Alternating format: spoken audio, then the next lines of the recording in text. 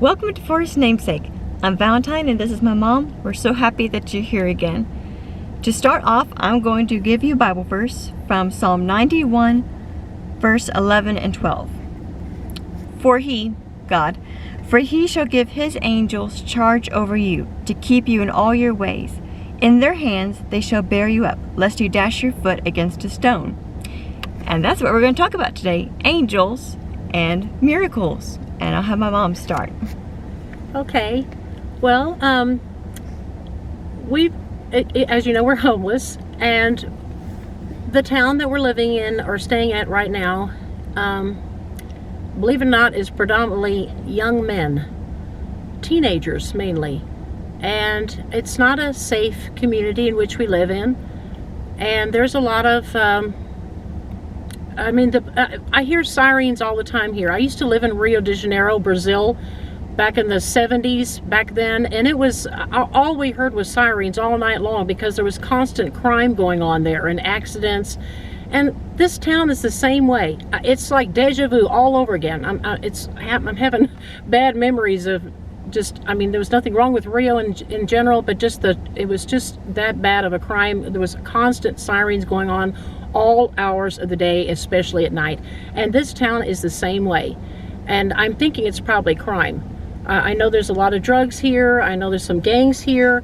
And there's some teen guys, teen boys who like to harass us. They know that we're homeless. It's very obvious with our tarp on the back and the ropes tied back there. It's very obvious. And they apparently don't like homeless people. And so they like to harass us. When I say harass, they have these huge trucks. They're bigger than our truck. We're talking huge trucks like those monster trucks that you hear about on television. They're huge. They sit up real high, and they will take their trucks and line them all up in rows, and then they'll flash their headlights at people, and especially us, and they like to go around in circles and rev up their engines, and it's scary. It scares me. My heart is just going blah, blah, blah. I mean, my hands get sweaty, and I'm praying for our safety. Dear God, help us. We have no way of defending ourselves. We don't have any weapons. We don't believe in carrying weapons on our own, just because mainly I think it would be dangerous to have that around. We do have a teenager in our family, and with you hear about all the gun violence that's out there, and people using guns for every little thing, for every little argument they have, and bam, they shoot somebody. So that's one of the main reasons we do not have a gun. We don't even carry a knife on us. So we have no way of even defending ourselves except for our hands maybe, and God, of course. God is watching over us, and we do appreciate all your prayers. We know that y'all been praying for us, and we love it when y'all say on the comments, we're praying for you, especially at night, because we do feel your prayers going up. But sometimes, I don't know if God's testing our faith or our faith in Him to protect us, or He just allows the devil to come and taunt and haunt us. Maybe just, like I said, testing our faith, but it's really hurting me more than I think it's the family, because the family is sleeping in those hours. Sometimes they'll come in the middle of the night, 2, 3 o'clock in the morning, and I don't sleep very well as it is. It's a very broken up sleep, and probably because I'm always keeping my eye out for what might come our way. And we sleep in a parking lot at a grocery store that we do have permission to stay there. The police know that we're staying there, but, well, no, I don't think they know that we're staying at this particular store, but they did say, be sure to ask for permission, which we did, and we have permission to stay there. I'm not going to mention the name because of our safety again. We do have some people that are subscribed to our channel that are from this area, we believe, and, I think they're trustworthy people, but I don't know, they may accidentally pop out in conversation and tell the wrong people where we're at, that sort of thing. And so for our protection, we're not going to tell you where that store is. It is a very large parking lot. They do have overnight, even though the store closes at a certain time in the evening, they are open only for people that are there working, that are, reshelving the shelves, putting new stockers. They're called stockers, S-T-O-C-K-E-R-S. just putting out new products that come in, or the trucks come, big 18-wheelers come in the middle of the night and deliver items that need to be taken off the trucks and put into the store. Those are those kind of people that are there specifically just for that. And I know their hours. I know when they go on break. I know when they have their lunch, so to speak, or their hour-long lunchtime, or their break time to go outside and smoke a cigarette. I'm aware of all those things.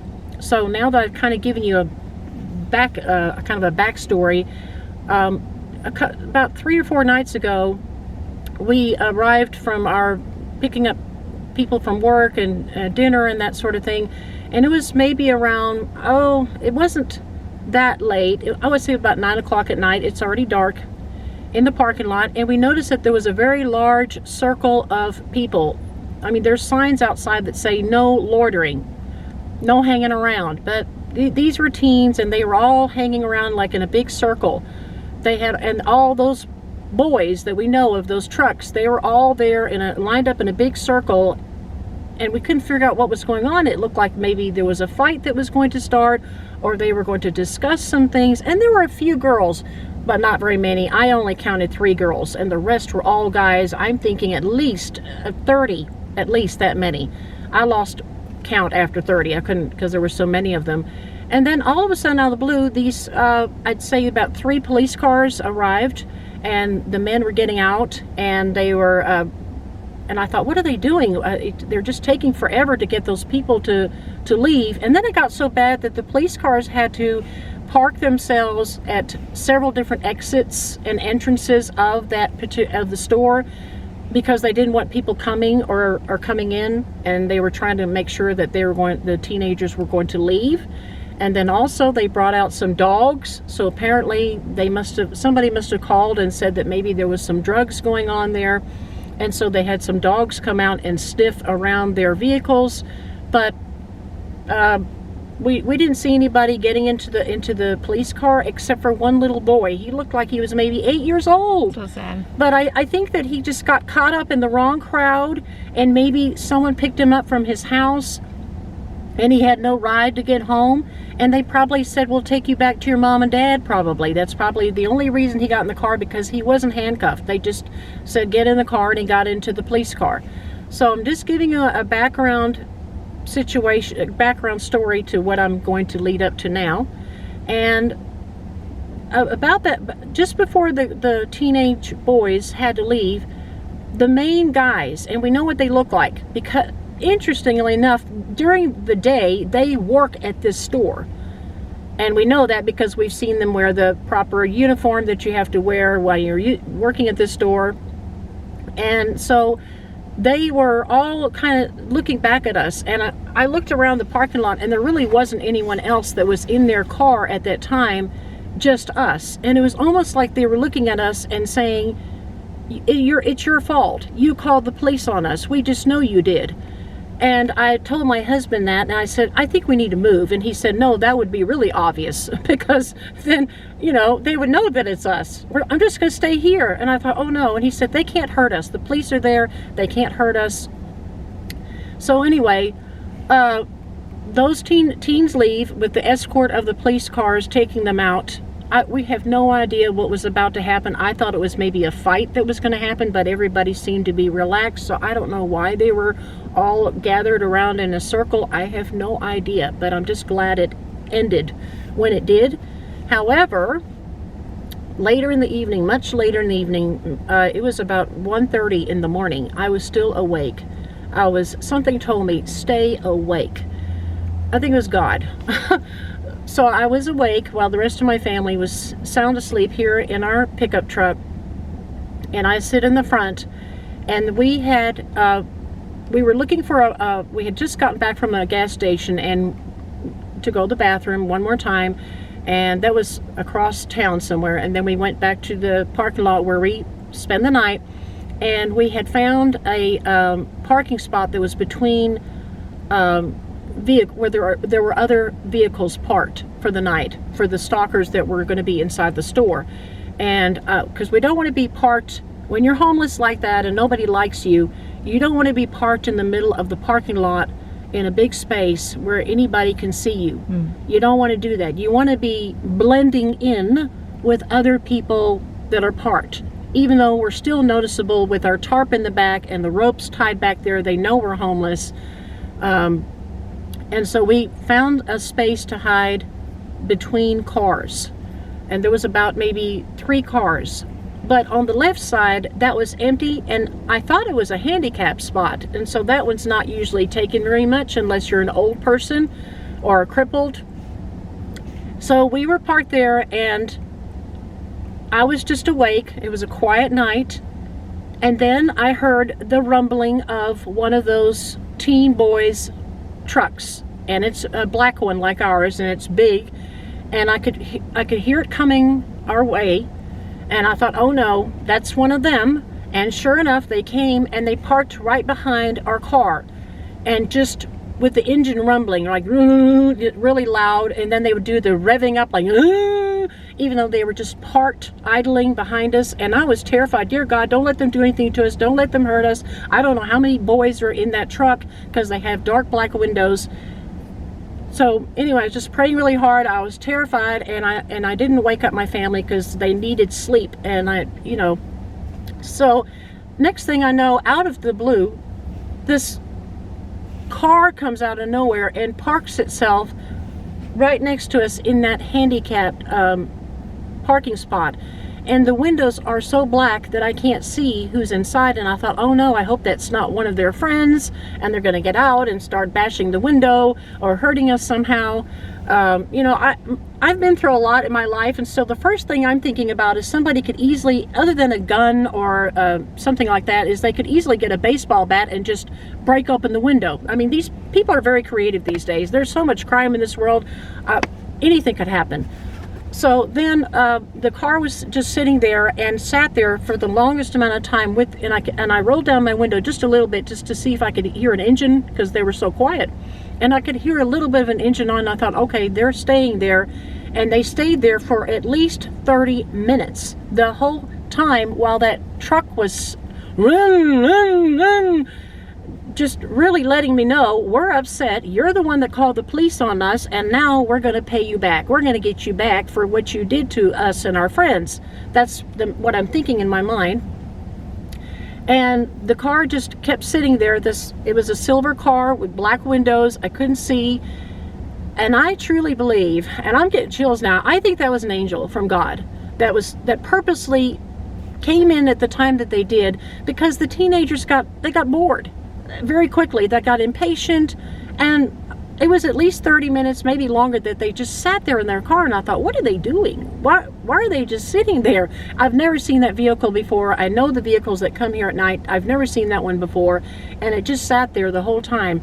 And the teenagers finally left. They left in a hurry. They were so mad because they couldn't do anything, and then I guess they had to go home because it was school day the next day. So they're probably thinking, oh, I have to get some sleep, because by then it was, I think I mentioned it was around 1:30 in the morning, so now it's about 2-ish in the morning. Then the story gets even more interesting. After they left, the person that was in the car still sat there a little bit longer, like they were waiting to make sure that the teenagers were gone.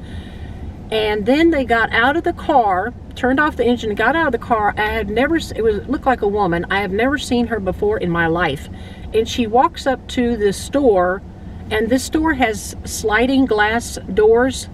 And I've watched how the people open the doors, the ones that come in the middle of the night to work. And there's only certain times that they come in. That was the wrong time. This woman was not supposed to be there at that time. And I thought, why is she going in now? This is not a time to come in. And usually you have to pry open the doors with your hands. You have to kind of move them aside. She didn't do that. She just stood there for about a minute or two, and the doors opened by themselves.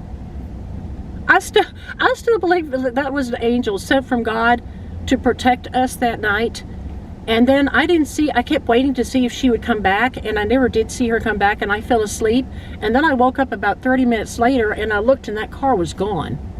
So I think that was an angel. You could call it what you want. I believe that was an angel from God for our protection, to get these teenagers to go. And so that was, we thought we'd do a show on angels and miracles based off of that. And then I'm gonna go ahead, since we're talking about angels, I'm gonna talk about another angel story that happened to my family and I. This is when I lived in Indonesia. I had just graduated from 8th grade, and we had come back from the 8th grade graduation ceremony in another town. Now the place where we lived in Indonesia was very, in certain areas was very hilly, more like small mountains, if you will. A lot of winding roads, sharp winding roads. There's no guardrail to protect you there. A lot of the roads are not even developed yet. They're not like asphalt. They're more like gravel, dirt or like gravel roads, that sort of thing. And our driver had a little bit too much to drink that night at the graduation ceremony. And no, he wasn't Muslim. This was an expat that was driving the car for us, and he just had a little bit too much to drink. We think that's what the problem was, and he was driving way too fast on the winding roads coming home, and we had at least 2-hour drive to go, and around sharp steep mountainous areas. And we thought, oh, please slow down, calm down. And at one point he lost control of the vehicle, and the vehicle did a spin out, a 360-degree spinning, where it was just spinning out of control, and then it stopped, but it stopped on the edge of a cliff. I mean, we could have been our own stuntmen here doing our own movie here. I mean, just like you would see in a movie, that's us. Me and my parents and I think my brother was with me. I'm not sure. I don't remember that part. I do remember my parents being with me. And the car just went like this, and it stopped suddenly on a cliff.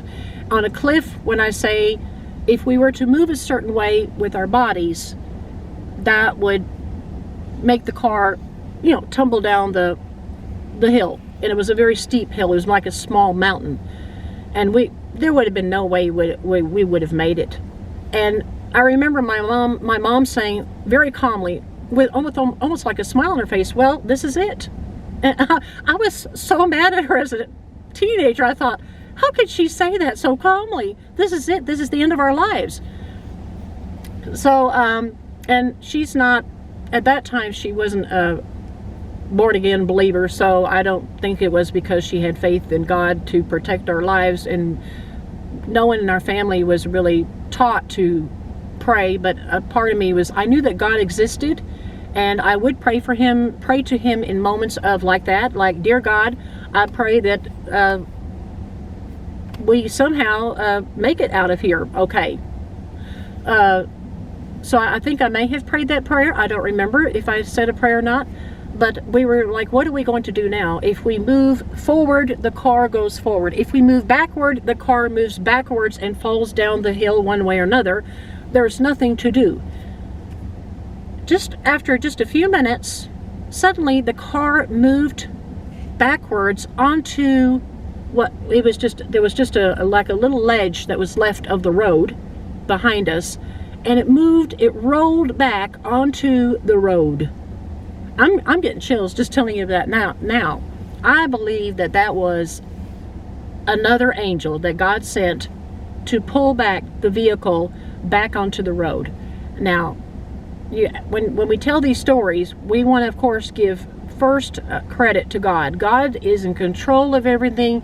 He gets the glory. He gets the credit. We can't worship angels. We can't worship just miracles that it just happened out of coincidence.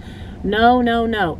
God is in control, and He is the one that sends angels our way for protection, as messengers, different times for different reasons. He sends angels, and that's what we believe. Mm-hmm. And He does provide miracles that can only come from God. So those are the two angel stories I wanted to share with you. That was kind of neat that car just rolled back, and we were all kind of looking at each other like, how did that happen? How did that happen? And I thought that was an angel, but I didn't share that with my family because I knew that they probably wouldn't believe me. And so I just kept quiet, and I just kind of thanked God in that moment. Thank you, God, for sending an angel to pull the car back at that time. So now Valentine is going to share. And I'm thankful that my mom is here today. Yes. After that experience. Goodness Sweet. Right. So Valentine's going to share some miracle stories now. Right, not necessarily angels, but miracles. God still protects us. In fact, I encourage you to read the whole of Psalm 91. I read a verse from that about angels. But the whole chapter of Psalm 91 talks about God's protection day and night and how He looks after us and loves and protects us. And the first miracle I want to share, it happened when I was 5 years old. We were living in the country near my grandparents' farm. And it was a stormy night, and my mom was driving me in our car. I forgot, did Papa own the car? I think Mama owned the car. The car did not belong to us, it belonged to my grandparents. Yeah. And so it was stormy. She was driving me on my way to kindergarten. And where we live out in the country, there's this grove of trees where the trees kind of overlap like this, heavy branches. And we were driving through the overhang of trees when one of them fell on top of our vehicle. I can't remember all that was said. I just remember my mom screamed. Of course, it was shocking, and the windshield broke. I do remember her having to go to the doctor later to get glass out of her eyes. I know it landed in her feet because she was kind of struggling to walk out of the vehicle in pain. Still raining. We got out of the car, and I didn't have a scratch on me. Not one. So that's a miracle. That it didn't even crush the ceiling, I guess, not hard enough.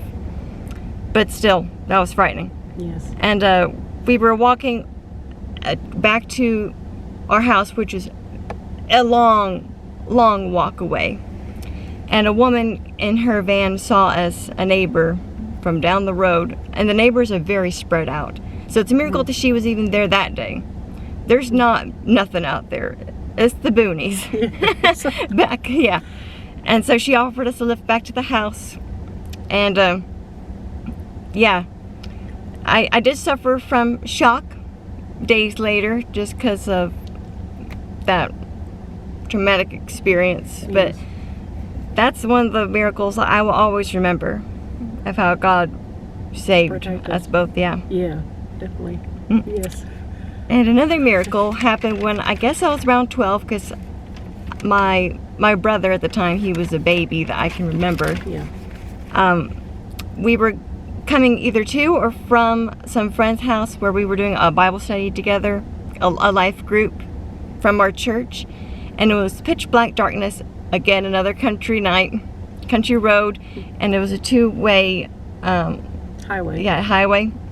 And we were the only ones out there, and we see headlights coming towards us. Well, my dad just assumed, who was driving, that it was from the other lane. But as I got closer, we found out it was on our lane. The vehicle was in the wrong side of the road, and it was a big truck. Going very fast. Yeah. I mean, it seemed very fast and loud. Yeah. I mean, I guess they were drunk or something to be on the wrong side of the highway. And this is pitch black. There's no headlights, there's no neighbors, there's nothing out there. And by the time my dad realized they were actually heading towards us, he quickly got out of the way onto the curb. And I remember my mom crying, saying, "Thank you, God, for protecting us." Yes. So that's another miracle I'll remember. Yes. And there's been many more stories that we could tell, but Yes. we'd be here too long to tell you all that. But Yes. we hope this was encouraging, that God does look after us. He does see our needs, and He loves us very much. And we're interested if you have any miracle stories or angel stories, or both, that you like to share to encourage the viewers. And Yes. we hope that you stick around for whatever video we do next. Yes. Be sure to hit like, subscribe, click that notification bell, and we pray that you have a blessed day. Goodbye. Bye-bye.